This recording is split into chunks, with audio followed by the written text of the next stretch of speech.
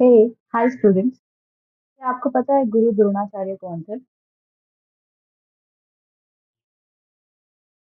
Okay, अगर नहीं पता तो मैं उनकी आज स्टोरी आपको बताने वाली हूँ। तो बेसिकली गुरु द्रोणाचार्य धनुर्धर अर्जुन के गुरु थे, है ना? अ, अर्जुन को वो शिक्षा दे रहे थे, राइट? ये स्टोरी कई लोगों ने पढ़ी होगी, बट इसका आज के सेशन से क्या रिलेवेंस है वो मैं आपको बताना चाहती हूँ, ठीक है? तो एकलव्य जो थे, है ना? एकलव्य जो थे वो गुरु द्रोणाचार्य से शिक्षा लेना चाहते थे। लेकिन क्योंकि गुरु द्रोणाचार्य वचन से बंधे हुए थे कि वो राजकुमारों को ही पढ़ाएँगे, इसीलिए वो एकलव्य को शिक्षा नहीं दे सकते थे। लेकिन फिर भी एकलव्य ने गुरु द्रोणाचार्य का एक पुतला बनाया था और उसके सामने वो हमेशा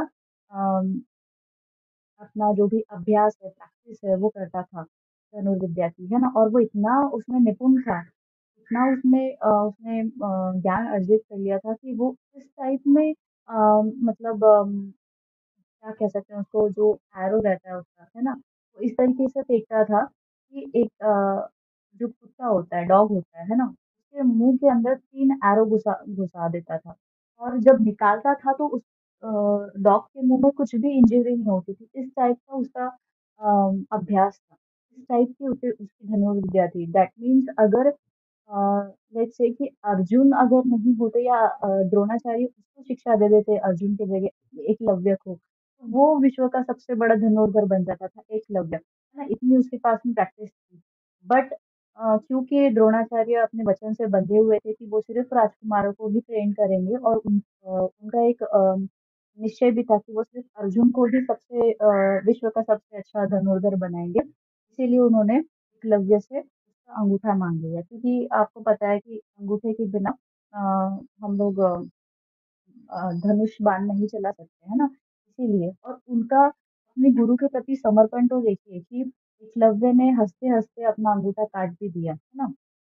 So this is like a pure bond of teacher and a student, right? वो एक तरीके से डिवोटी थे अपने गुरु के प्रति, राइट? तो ये देख के अर्जुन काफी क्योंकि उस टाइम वो भी बच्चे ही थे, उनको नहीं समझ में आई ये सब चीजें कि मेरे गुरु ने ऐसा क्यों किया कि मतलब उनको क्या मेरी विद्या पे भरोसा नहीं था या फिर मुझ पे भरोसा नहीं है कि मैं बहुत ज्यादा अच्छा कर नहीं पाऊंगा एकलव्य से। तो उन्होंने काफ़ी देर तक दिनों तक आई गेस 3 से 4 दिनों तक कंटिन्यू रात को वो सोते भी नहीं थे, ना खाना खाते थे, कंटिन्यू उन्होंने उस एक जो अभ्यास था, जो कि मैंने आपको स्टोरी बताई वो डॉग वाली, है ना? उस चीज़ की उन्होंने काफ़ी दिनों तक प्रैक्टिस की जब तक वो सफल नहीं हुए, है ना? जब सफल हुए तब वो अपने गुरु के पास में गए, कि उनकी तब तक हिम्मत ही नहीं हो रही थी कि गुरु से ये क्वेश्चन करने का। बाद में वो गए, उन्होंने उनको दिखाया कि मैंने इस टाइप का प्रैक्टिस किया है और वो अब मैं सफल हो गया हूँ। अब मुझे बताइए कि आपको मुझ पे भरोसा नहीं था कि आपने एकलव्य का अंगूठा काट लिया। आगे आने वाली जो पीढ़ी है वो मुझे दोष देगी इसके लिए कि कि तुम्हारे वजह से तुम्हारे गुरु ने उसका अंगूठा छीन लिया, है ना? But the moral of the story is कि प्रैक्टिस से ही इंसान आगे बढ़ सकता है। अगर आपको मोरल इसका जानना है तो बस इतना समझिए कि प्रैक्टिस ही आपको आगे बढ़ाएगा, ठीक है? और हर एक कॉम्पिटिटिव एग्ज़ाम में हमेशा यही देखा गया है कि कोई भी बच्चा, आप कितना भी अच्छे से सिलेबस कंप्लीट कर लो, कितनी जल्दी कर लो सिलेबस कंप्लीट, बट वो तब तक पूरा नहीं माना जाएगा जब तक आप उसकी रिविज़न और प्रैक्टिस पूरी अच्छी तरीके से कंप्लीट नहीं कर लेते, ठीक है? तो बस ये स्टोरी बताने का यही एक मॉरल था मेरा कि आपको प्रैक्टिस करना ज़रूरी है, ठीक है? वैसे भी हमने जो भी दिन डिसाइड किए हैं कि थर्सडे और संडे हम लोग प्रैक्टिस सेशन लेंगे, तो वो तो मैं लेने ही वाली हूँ। भले ही अभी फिलहाल के केस में हमारे पास में उतने स्टूडेंट्स नहीं हैं कि हम लोग लाइव ले सकें, बट इट्स ओके हम लोग रिकॉर्डिंग से स्टार्ट करते हैं एंड जभी भी हमारे पास में उतना एक कम्युनिटी बन जाएगी कि हम लोग लाइव ले सकें, उस टाइम हम लोग लाइव लेना शुरू करेंगे, ठीक है? या so let us start with the lecture. Okay, particle physics हम पढ़ रहे थे और सारी इंट्रैक्शंस वगैरह हमने कंप्लीट कर चुके हैं। अब हमें देखना है उनके क्वेश्चंस, ठीक है? सारी चीज़ें कंजर्वेशन लॉज़, इंटरैक्शन सब चीज़ें देखनी है। अब हमें देखना है कि किस टाइप के क्वेश्चंस आ चुके हैं प्रीवियसली, ये सारे, ठीक है? फर्स्ट जो टाइप आता है ना, वो मिसिंग पार्टिकल के से रिलेटेड आता है कि मिसिंग पार्टिकल कौन सा है। आइडेंटिफाई द मिसिंग पार्टिकल लिख देते हैं हम लोग यहाँ पे। तो first type of question is identify the missing part. देखो मैं 2-3 टाइप आपको बता देती हूँ कि इस टाइप के क्वेश्चंस आते हैं और प्रैक्टिस के लिए हम लोग और क्वेश्चंस भी कर लेंगे। ठीक है? तो फर्स्ट देखो इस टाइप का रिएक्शन आपको दिया होगा K minus plus proton gives K plus plus missing particle. ठीक है? तो ये आपको मिसिंग पार्टिकल बताना होता है कि बेसिकली ये मिसिंग पार्टिकल है कौन-सा। अब इसको आप कंजर्वेशन लॉज़ के थ्रू पता कर सकते हो, है ना? कंजर्वेशन लॉज़ हमने इतने सारे पढ़े हैं। आपका चार्ज है, इलेक्ट्रॉन है, इस तरीके से हम हमें उसको देखना है, ठीक है? अब देखो पहला हम लोग चार्ज शुरू करते हैं इसको सॉल्व करना। चार्ज कंजर्वेशन लॉ से शुरू करते हैं। चार्ज कंजर्वेशन तो K का जो चार्ज है दैट इज़ -1, प्रोटॉन का +1, वैसे ही K का भी आपका +1 आ जाएगा। एंड अब हमें इसका तो चार्ज ही नहीं पता है तो हम इसको Q ही लिखते हैं, ठीक है? इसको हम लोग Q ही लिख देंगे, ठीक है? तो मुझे एक चीज़ बताओ, अगर मुझे ये Q कैलकुलेट करना है तो ये +1 मुझे उस तरफ रिएक्टेंट के साइड में ट्रांसफर करना पड़ेगा, है ना? मैं आपको यहाँ पे लिख के भी बता दूँ। इसको मुझे इस तरफ ट्रांसफर करना पड़ेगा, तभी मुझे इस Q की वैल्यू सिंपल इक्वेशन टाइप आप क्वेश्चन सॉल्व कर सकते हो। तो अगर इस तरफ मैं इसको ट्रांसफर करूँगी तो वो -1 हो जाएगा ना, करेक्ट? तो -1 +1 कैंसल हो जाएगा और ये -1 ही बचेगा। तो Q की वैल्यू मुझे मिल रही है यहाँ से -1। यहाँ तक सभी क्लियर है? अगर कुछ भी डाउट है तो मुझे कमेंट सेक्शन में ज़रूर से बताइए। अगर आप नए हो इस चैनल पे, तो बिल्कुल से सब्सक्राइब कर दीजिए सो दैट आपको जो भी नए वीडियोज़ आती हैं उनकी नोटिफ़िकेशन मिल मिल जाए। नोटिफ़िकेशन के लिए बेल आइकन को भी प्रेस कर दीजिए। वीडियो अगर पसंद आ रहा है तो बिल्कुल से लाइक करके जाइए, कमेंट करके जाइए, ठीक है? तो आगे बढ़ते हैं और हमारा जो नेक्स्ट कंज़र्वेशन लॉ है दैट इज़ इलेक्ट्रॉन। मुझे बताइए कि यहाँ पे कोई भी इलेक्ट्रॉन हमें प्रेजेंट ही नहीं दिख रहा है, तो इलेक्ट्रॉन वैसे ही कंजर्व हो जाता है। बट हमें वैल्यू निकालनी है इसलिए हम लोग लिख देते हैं यहाँ पे, ठीक है? दिस इज ऑल्सो 0 और ये हो गया L, ठीक है? इलेक्ट्रॉन इज 0 बेसिकली, ठीक है? यहाँ से ये हमें कंफ्यूजन मिल रहा है।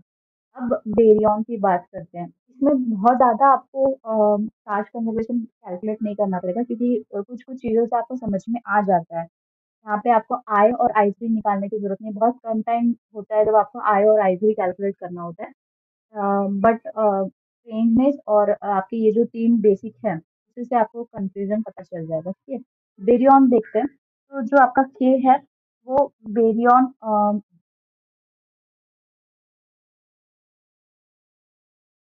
ये जो है वो आपका बेरियम नहीं है, दैट इज़ मेसॉन, राइट? तो इट इज़ 0। प्रोटॉन जो है वो बेरियम है, हाँ। ये जो है अगेन आपका that is not a barium, ठीक है? और ये आपका बेरियम नंबर हो गया, ठीक है? तो यहाँ से आप बेरियम कैलकुलेट कर सकते हो दैट इज़ 1, है ना? ये 0 ही है और ये 1 आ जाएगा, तो बेरियम इज़ 1। अब देखो I और I3 अगर आप कैलकुलेट भी कर लोगे, तो मुझे बताओ वो सभी फैमिली मेंबर्स के लिए I तो सभी फैमिली मेंबर्स के लिए सेम होता है ना? और I3 जो है वो हर एक फैमिली मेंबर के लिए डिफरेंट होगा, ठीक है? इसीलिए उसको हम लोग अभी थोड़ी देर के लिए साइड में रखते हैं, हम लोग स्ट्रेंजनेस कैलकुलेट करने की कोशिश करते हैं, ठीक है? ये माइनस के लिए आपको पता है स्ट्रेंजनेस है -1, प्रोटॉन जो है वो आपका स्ट्रेंज पार्टिकल नहीं होता है, K प्लस के लिए +1 होगा और इसलिए तो हमें पता ही नहीं है। तो स्ट्रेंजनेस कितना आएगा देखो ये यहाँ पे आप लेके चल जाओगे तो -1 विल बी -2, है ना? तो स्ट्रेंजनेस देखो आपको यहाँ से ही मिल जाता है -2। अब मुझे बताइए ऐसा कौन-सा स्ट्रेंज पार्टिकल है जिसकी स्ट्रेंजनेस -2 है?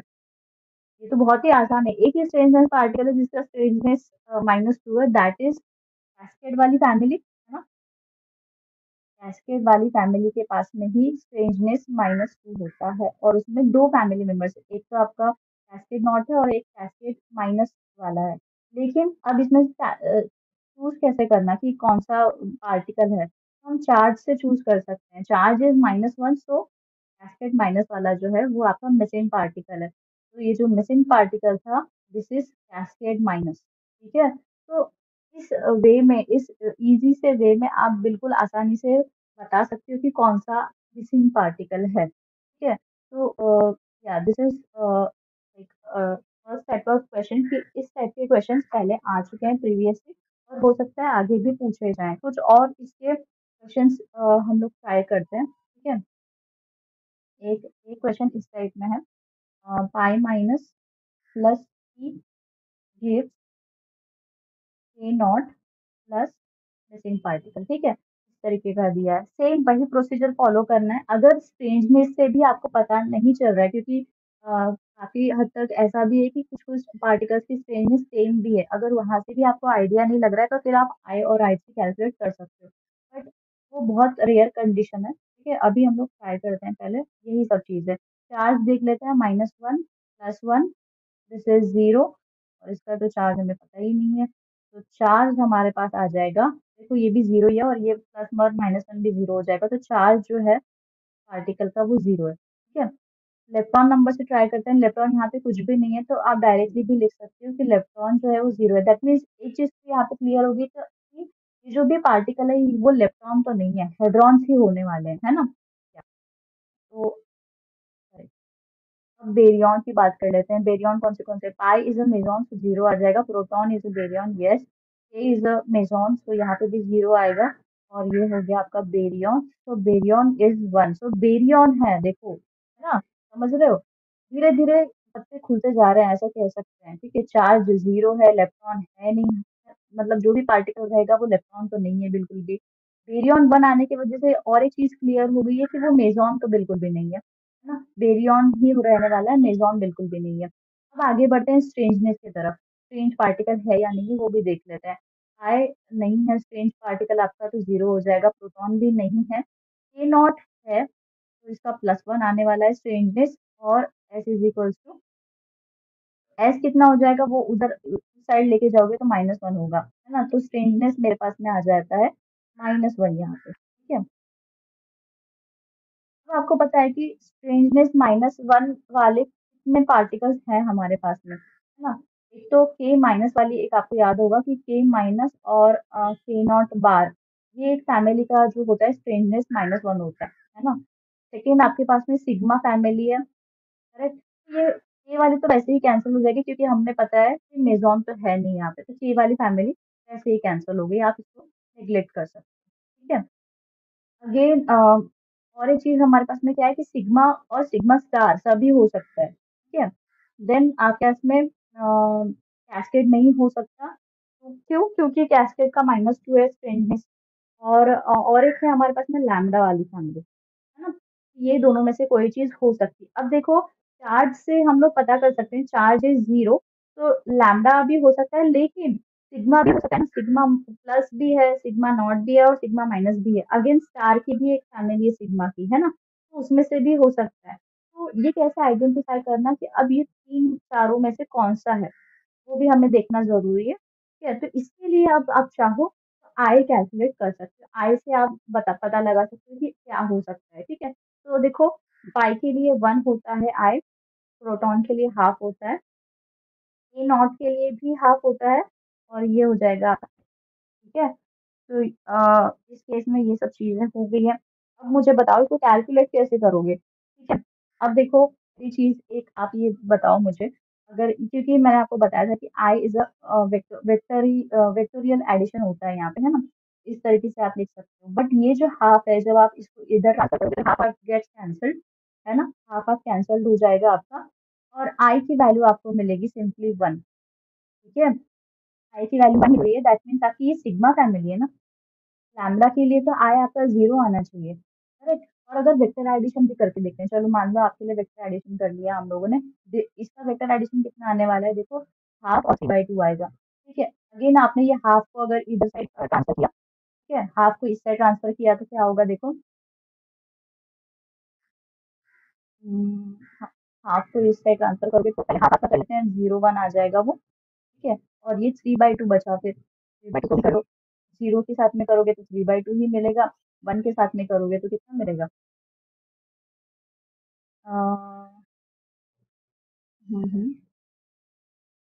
-1/2 मिलेगा एक तो, और एक मिल जाएगा आपको 5/2, ठीक है? ओके। अगेन फिर आपको इस चीज़ का भी फिर से सिंप्लीफिकेशन करना पड़ेगा, ठीक है? So that will be a lengthy process.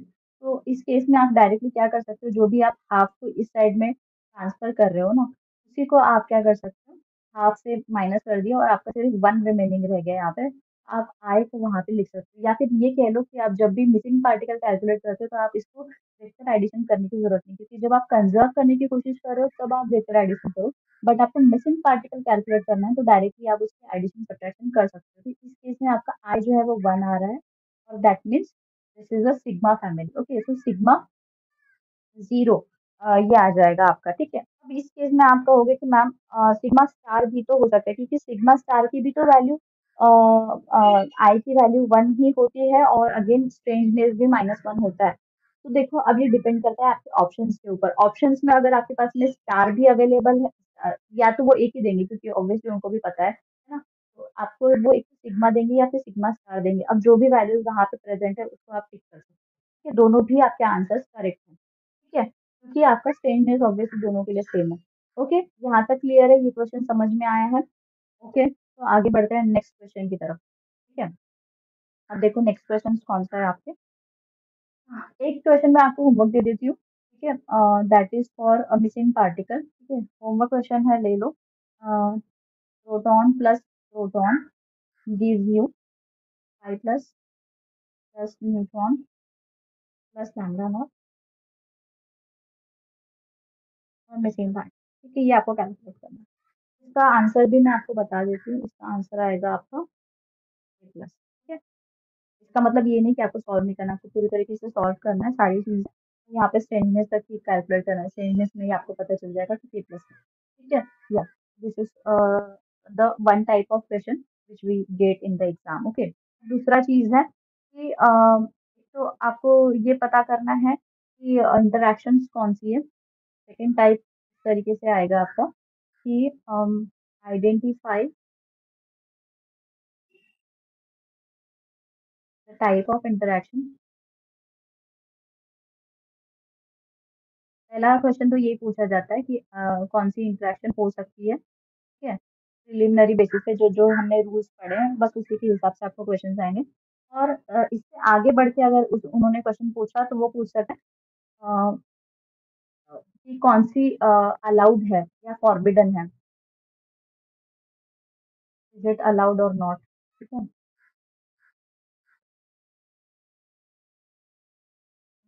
Allowed और फॉरबिडन, ठीक है? तो या इस टाइप के क्वेश्चन आपको पूछे जाते हैं। अब देखो एक एक दो क्वेश्चन हम लोग लेके देखते हैं और फिर बाकी हम लोग प्रैक्टिस करेंगे, ठीक है? फर्स्ट क्वेश्चन इसमें है हमारा A plus plus proton gives you A plus plus sigma plus plus A not bar, ठीक है? अब ये हमको बताना है कि ये फॉरबिड, पहले तो कौन सी इंटरेक्शन है वो फॉरबिडन है कि नहीं, अलाउड है या नहीं है, वो बताना है, ठीक है?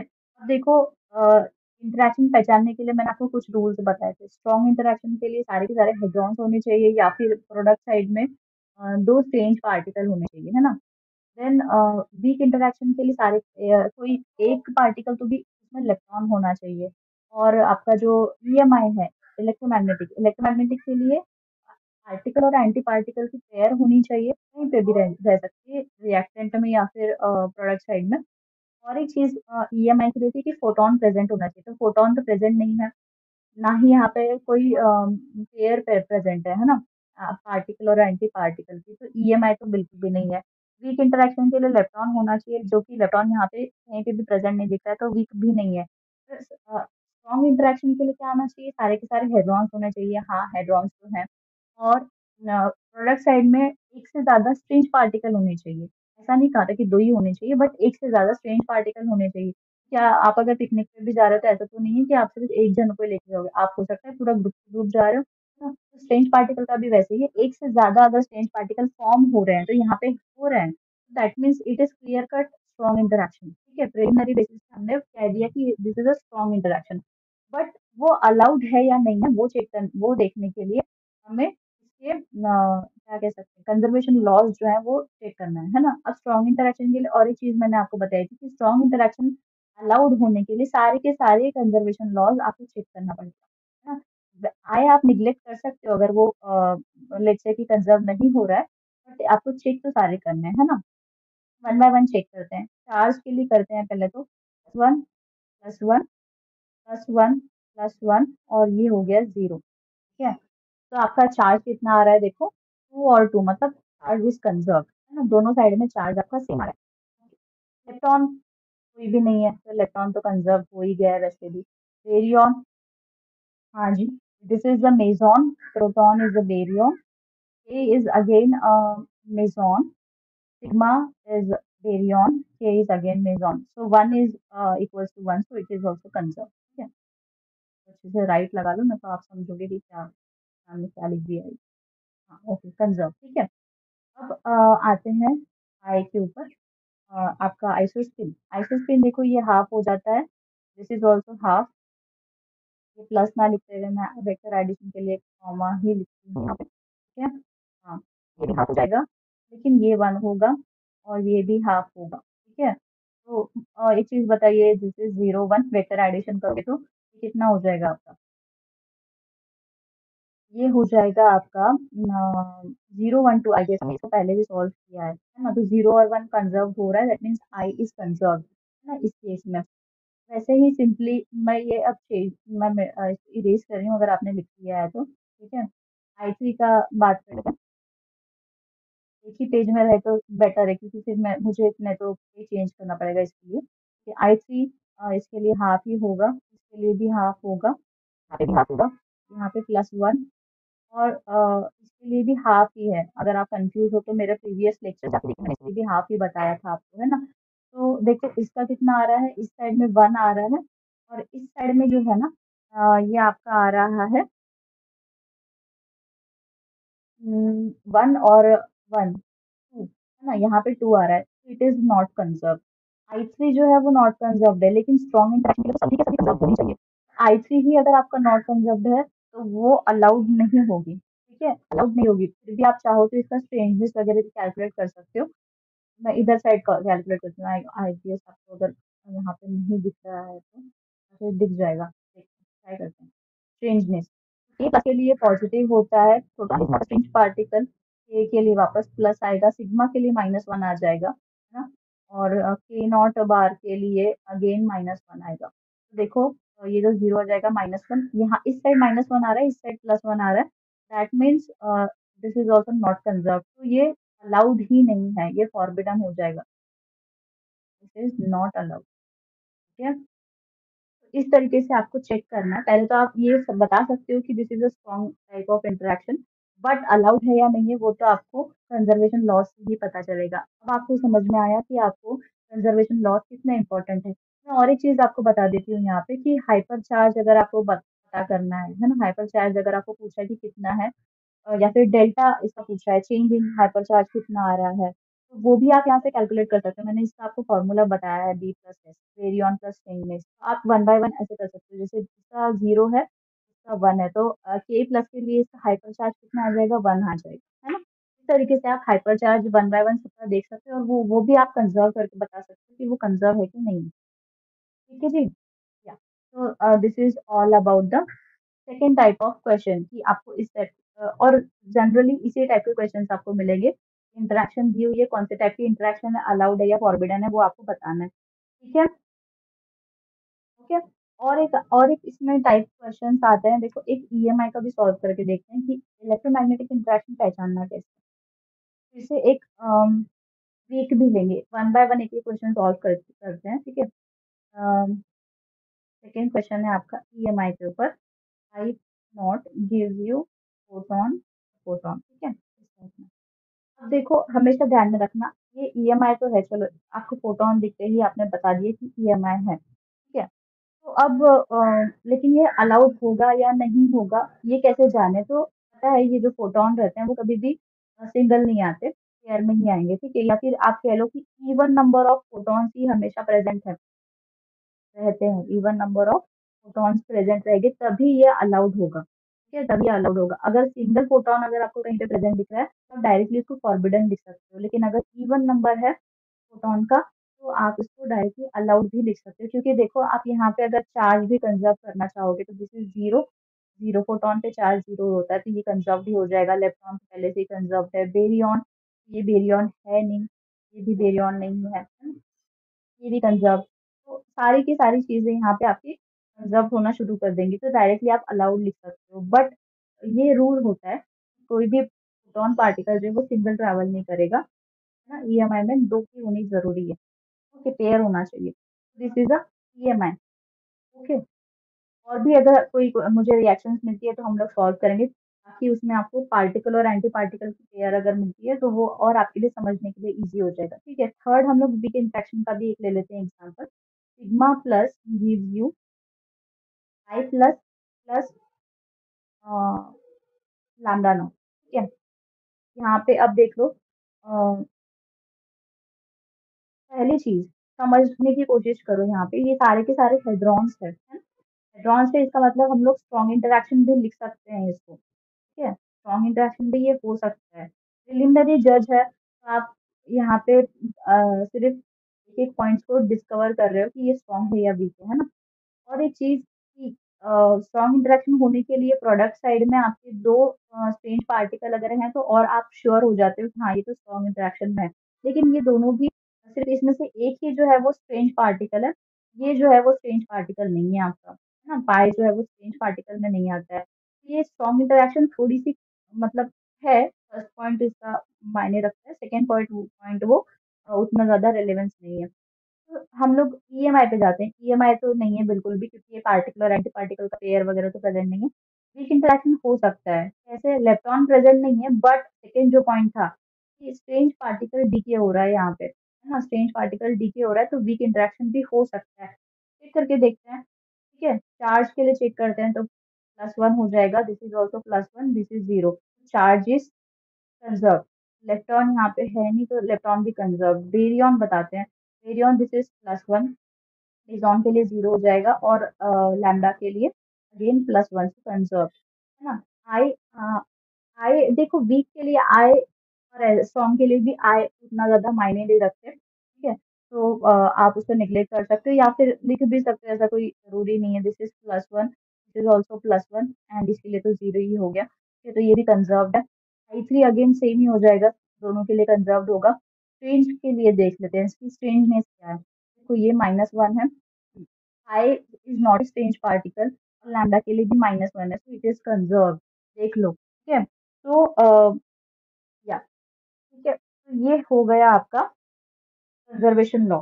स्ट्रेंजनेस वीक के लिए कोई मायने नहीं रखता, अगर वो कंजर्व्ड है तो ठीक, नहीं है, मैंने आपको बताया था कि delta S should be +or -1, ठीक है। ये होना चाहिए वीक के लिए, तो उसका कोई ऐसा मैटर नहीं करता है। लेकिन अगेन क्या कह सकते हैं कि ये स्ट्रॉन्ग भी हो सकता है, वीक भी हो सकता है।